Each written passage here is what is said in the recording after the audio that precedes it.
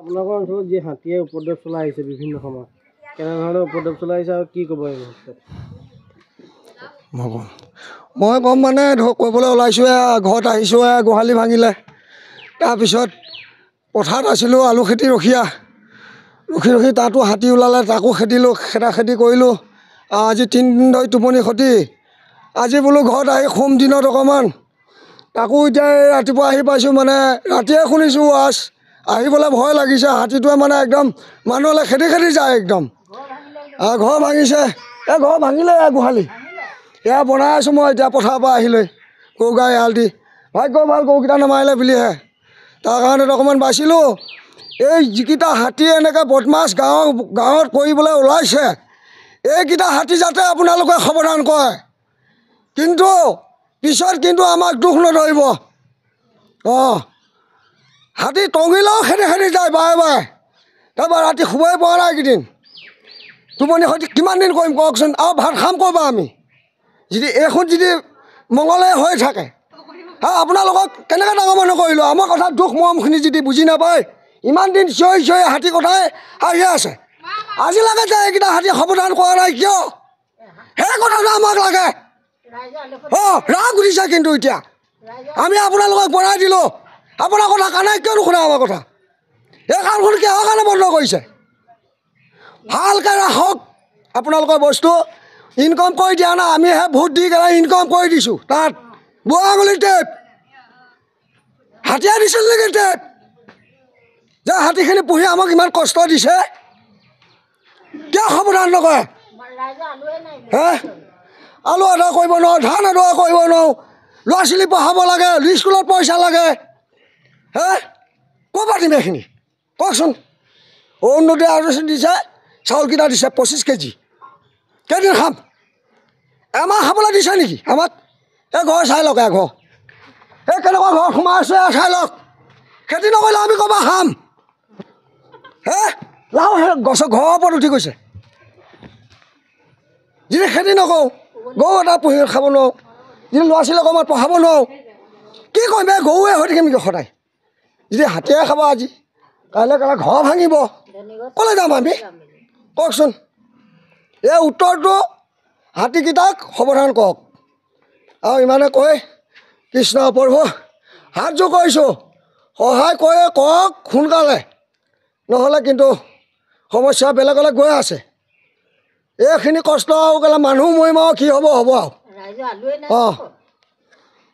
কৃষ্ণ হেমন্ত বিশ্ব শৰ্মা মহোদয়ক হাত জোৰ কৰিছোঁ নমস্কাৰ কৰিছোঁ আমাৰ দুখীয়া মানুহক কিন্তু হাতী সমস্যা পাওঁ মানে সমাধান কৰক কিন্তু আমি ত্ৰিছ দিব নোৱাৰিম এনেকুৱা যদি ৰাতি ঘৰত হয় আকৌ ৰাতি পথাৰত হয় এটা মানুহ ক'লৈ যাম ঘৰত থাকিলে খাবলৈ নাপাম পথাৰত যদি খেতি ৰাখোঁ তাতো যদি হাতীয়ে আমাক খেদি লৈ ফুৱায় তেতিয়াহ'লে আমাৰ বিবেচনাত কি হ'ব আপুনি সোনকালে কওক দেই প্ৰভু নমস্কাৰ আপোনাক যেনেকৈ আমি পঠিয়ালোঁ তেনেকৈ আমাৰ বিচাৰটো আপুনি কওক কোটি কোটি বাৰ আপোনাক কৈছোঁ নমস্কাৰ কৰিছোঁ কৃষ্ণ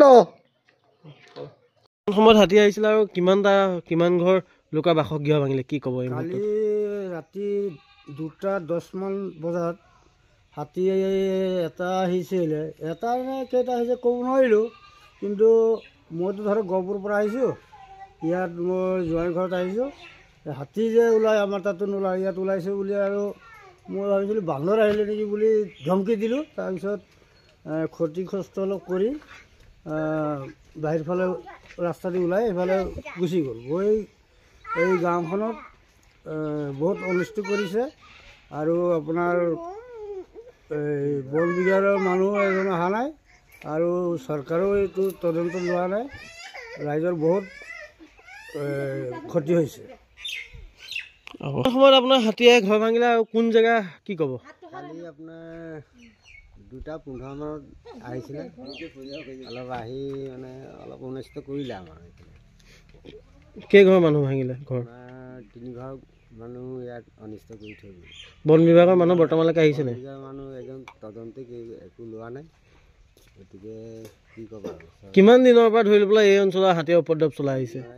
হ'ল আপোনাৰ বছৰ আহিয়ে থাকে বন বিভাগে হাতী প্ৰতিৰোধৰ ক্ষেত্ৰত কিবা ব্যৱস্থা কৰিছে নেকি বা বিধায়কে কিবা ব্যৱস্থা গ্ৰহণ কৰিছে নেকি? খবৰে লোৱা নাই ইয়াত দেখি আহি বন বিভাগক বা অসম চৰকাৰক কি দাবী জনাব এই মুহূৰ্তত? কি গাড়ী আহি অলপ চালে হ'ল ভালকৈ আমাক সেইটোৱে লাগে আৰু। আপোনাৰ শুভ নামটো? মোৰ নামটো শ্ৰী মোহন চৰকাৰ। যি হাতীয়ে ঘৰ ভাঙিলে 2টামান বজাত ৰাতি আহিছে, 2টা বজাত ৰাতি আহিছে আৰু আমি চাই আছোঁ যে হাতী ভাঙি আছে। আমি ওলাই চাইছোঁ যে আৰু কোনোফালে পলাব ৰাস্তা নাই। আমি চাংচৰ জাৰ সোমাই আছোঁ আৰু ৰাতি জাগে পোৱালি ছোৱালী লৈ চাউল দালিবিলাক খালে নষ্ট কৰিলে।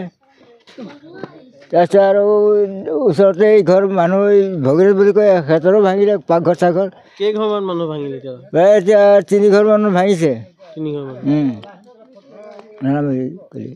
এতিয়া বন বিভাগক কি ক'ব? বন বিভাগ আৰু কি দিয়ে আমাক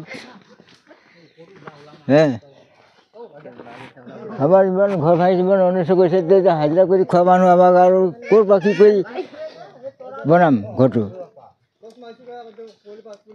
ঠিক আছে। হাতী কিমান সময়ত আহিছিলে? 2টা বজাত আহিছে, 2টা বজাত ৰাতি। তাৰপৰা আৰু 2টা বজাত ৰাতি আহিছে আৰু আমি ভিতৰতে আৰু কি কৰিম আৰু 3টা ল'ৰা ছোৱালী আৰু ভয়তে ভিতৰতে তো সোমাই আছোঁ। বাহিৰতে ওলাব নাই, আগফালে হাতীটো আছে। আমি কোনোফালে পলাব ৰাস্তাই নাই, আমি ভিতৰতে আছোঁ আৰু কেঁচা ঘৰ আমিতো হাজিৰা খোৱা মানুহ সদায় খাই থাকোঁ ন। তেতিয়া আৰু কি কৰিম আৰু ভিতৰতে আৰু 3টা ল'ৰা ছোৱালীৰ ভিতৰতে আছোঁ আমি। আপোনাৰ নামটো? ৰীমা গোৱালা। মানুহজনৰ? মনোহৰ গোৱালা। কালি এটা হাতী আহিছিলে, কিমান? এটা আহিছে 2টা বজাত ৰাতি। 2টা বজাত ৰাতি। আপোনাৰ ঘৰৰ ভিতৰতে সোমাই থাকিলে? ভিতৰতে আছোঁ, 3টা ল'ৰা ছোৱালী আছে। এতিয়া খোৱা বোৱা ব্যৱস্থাটো কৰিছে চাগে? খোৱা বোৱা ব্যৱস্থা কৰিছে, চাউল আছিলে চাউল খালে। তাৰপিছতে আপোনাৰ কি আছিলে চাউল দালি চব আছিলে, চব নষ্ট কৰিলে আৰু। কোনো বন বিভাগৰ মানুহ আহিছিল নেকি? কোনো নাই আহা, নাই আহা। হাতীয়ে ঘৰ ভাঙিলে। আহিয়ে থাকে হাতী, এনেকুৱা আহিয়ে থাকে, মাজে মাজে আহিয়ে থাকে। ঘৰ দুৱাৰ ভাঙিলে আমি শুই আছিলোঁ, আমি গমেই নাপাম। তাৰপিছত দেখিছোঁ ঘৰ ভাঙি আছে। তাৰপিছত কি কৰিম আৰু ঘৰতে আছিলোঁ, কি কৰিম আৰু এনেকুৱা হাতী আহি থাকে, চৰকাৰে ব্যৱস্থাই নলয়, আহিয়ে থাকে। অনিষ্ট কৰিছে, ভাঙিছে, ঘৰ ভাঙিছে, কিবা কিবি অনিষ্ট কৰিছে। এইবিলাকতো চৰকাৰে একো ব্যৱস্থাই নলয়।